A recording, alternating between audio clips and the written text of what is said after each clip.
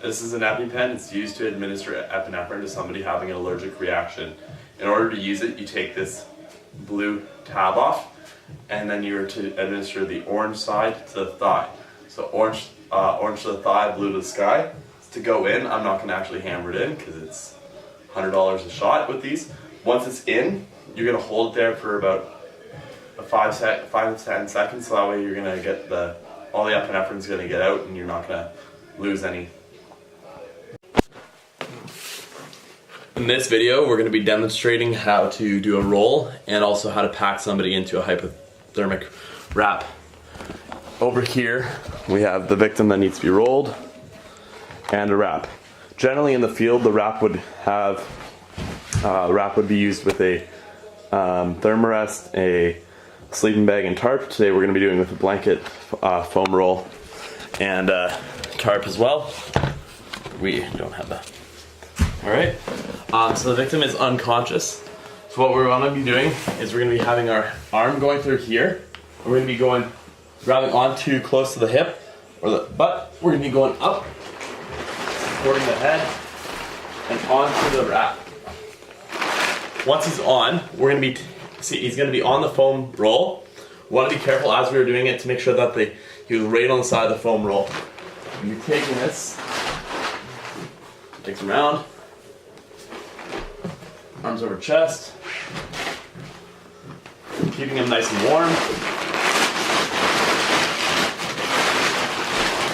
thoroughly wrapping him up.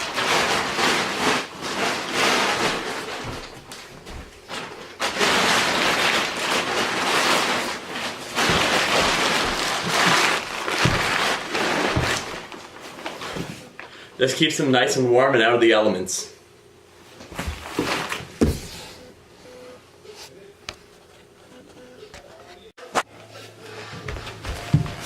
In this video, we're going to be showing how to get a patient from supine position into a recovery position. So, we're laying flat on their back, and what we're going to be doing is we're going to be taking this arm up like that, and we're going to be crossing this leg over top of the other. This is going to get the patient to be resting. Their knee is going to prevent them from rolling over. This is great for if they're vomiting, they're going to not be choking on it and dying. Oh, hi there. Today we're going to be talking about using triangle bandages to immobilize shoulders. This is a cloth triangle bandage. My patient has hurt his left shoulder. What we're going to be doing is using the triangle bandage in this fashion to immobilize it. We want the vertical line to be facing this way and the triangle to be pointing towards the left if working with the left. It would be vice versa if working with the right.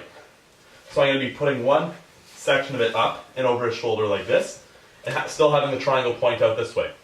We're going to put the other one over his other shoulder. We're going to come from behind and we're going to tie it in a nice little knot. With this excess here, we want to spin it up to make some more tension that goes through. This is going to keep the arm nice and in position. We're going to be taking another triangle bandage to use as a swath and go from behind, lift under his other arm, and come to the front and tie it nice and snug.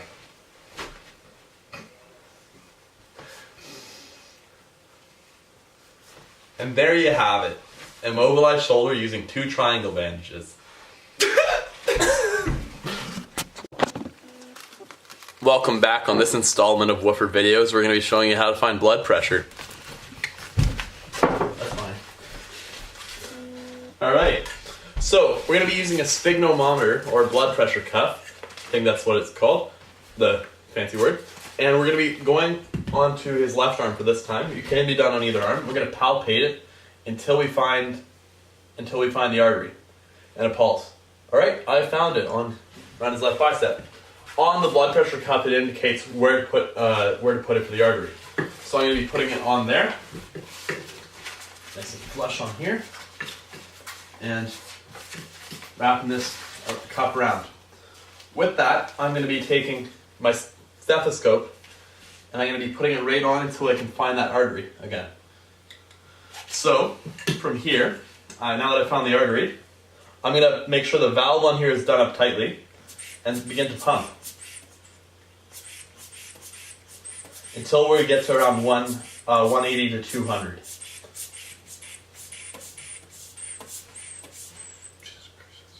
So I'm gonna, from here, we slowly release the pressure until we get the first solid pulse.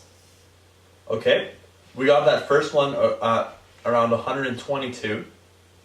We're gonna slowly release it until we get that last solid pulse. All right, perfect. So we got that last solid pulse around 85.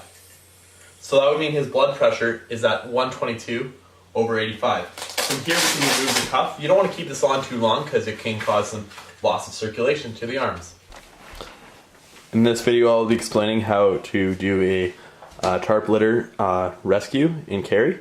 I will be demonstrating how to set it up and elaborating on how to carry without attempting to carry because it was just myself and Anson as the victim. Find the camera's position here. So with this, we want to be mindful of the head first. We're going to be rolling it in. Excuse me as I place my camera down.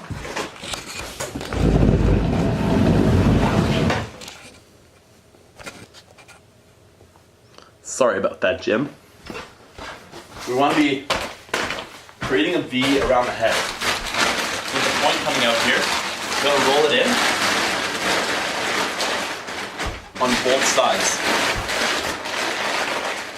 This is going to be good to immobilize the spine and allow the person who's carrying him out a good solid placement around it to limit the head moving.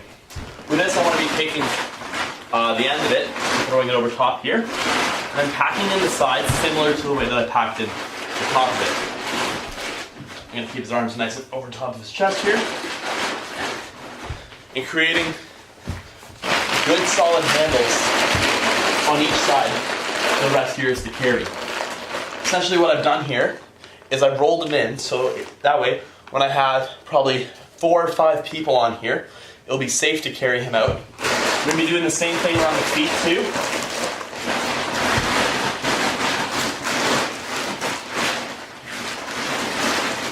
This allows optimal positioning to perform a proper carry to get out of the wilderness.